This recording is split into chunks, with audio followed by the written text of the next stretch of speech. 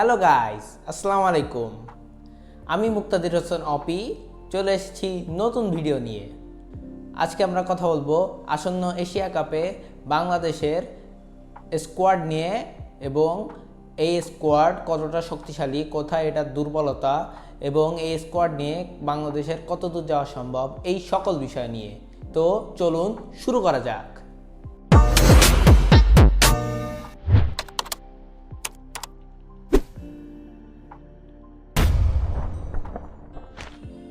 তো আমরা জানি সেপ্টেম্বর মাসের 9 তারিখ থেকে 28 তারিখ পর্যন্ত চলবে এশিয়া কাপ 2025 এবং এই এশিয়া কাপটি হবে টি-20 ফরম্যাটে, কারণ 2026 সালে আছে টি-20 ওয়ার্ল্ড কাপ, যে কারণে এশিয়া কাপের টি-20 ফরম্যাট দেওয়া হয়েছে যেন 2026 সালে টি-20 ওয়ার্ল্ড কাপের প্রস্তুতির জন্য প্লেয়াররা এবং টিমগুলো এখানে প্রস্তুতি নিতে পারে।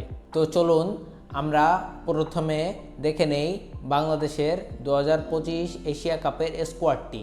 স্কোয়াডে ক্যাপ্টেন হিসেবে আছেন লিটন কুমার দাস, ওপেনার হিসেবে আছেন তানজিদ হাসান তামিম এবং Parvez Hossain Emon, top order batsman হিসেবে অনেক দিন পরে জাতীয় দলে ফিরেছেন সাইফ হাসান এবং মিডল অর্ডারে যথাক্রমে আছেন তাওহিদ হৃদয়, জাকের আলী অনিক এবং শামীম পাটোয়ারি। এছাড়া অনেকদিন পরে জাতীয় দলে ফিরেছেন নুরুল হাসান সোহান এবং স্পিন বোলিং হিসেবে আছেন শেখ মেহেদি, রিশাদ হোসেন এবং নাসুম আহমেদ। এছাড়া আমাদের শক্তিশালী পেস বোলিং ইউনিটে আছেন তাসকিন আহমেদ, মোস্তাফিজুর রহমান, তানজিম হাসান সাকিব, শরীফুল ইসলাম এবং মোহাম্মদ সাইফুদ্দিন। তো আমরা দেখতে পাচ্ছি এই দলে মোট 6 জন ব্যাটসম্যান, 6 জন অলরাউন্ডার সহ 4 জন বোলিং আছে।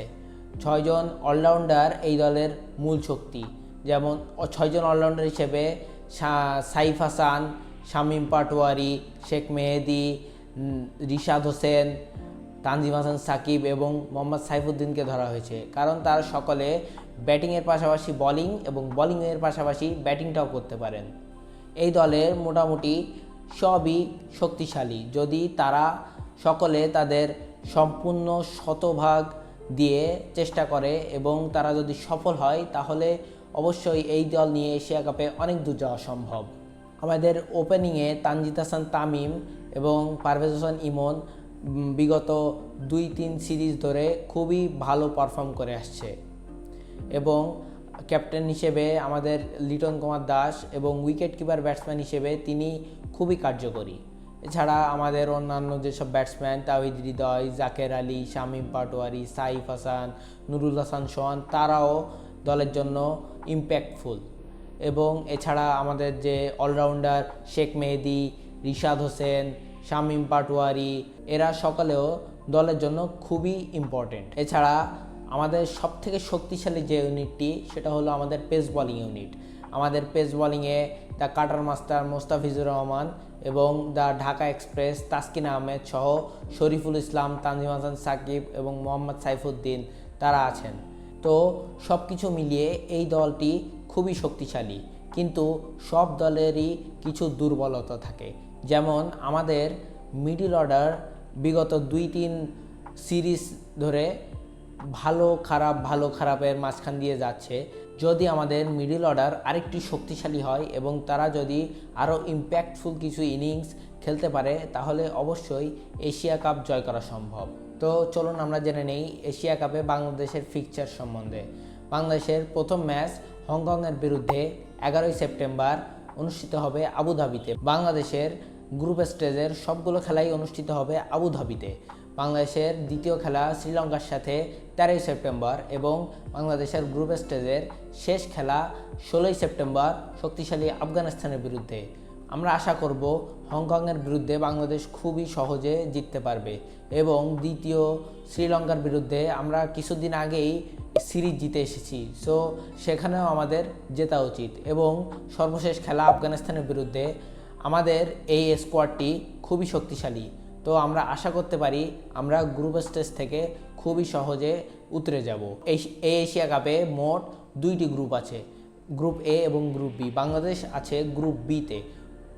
প্রতি গ্রুপ থেকে 2টা করে দল সুপার 4-এ উত্তীর্ণ হবে। আমরা আশা করব বাংলাদেশ সুপার 4-এর জন্য খুব সহজেই উত্তীর্ণ হয়ে যাবে। কিন্তু খেলা যেহেতু হবে আবুধাবিতে, বাংলাদেশের সবথেকে চ্যালেঞ্জিং যে বিষয়টি সেটা হলো আবুধাবির ডিউ ফ্যাক্টর। বাংলাদেশের বলাররা ডিউ ফ্যাক্টরের কারণে তাদের স্বভাবসুলভ বোলিংটা করতে পারে না, যে কারণে বাংলাদেশের এইখানে একটু দুর্বলতা আছে। আবুধাবির উইকেটটি যথারীতি স্পিন বোলিং এবং ব্যাটিং সহায়ক হয়ে থাকে।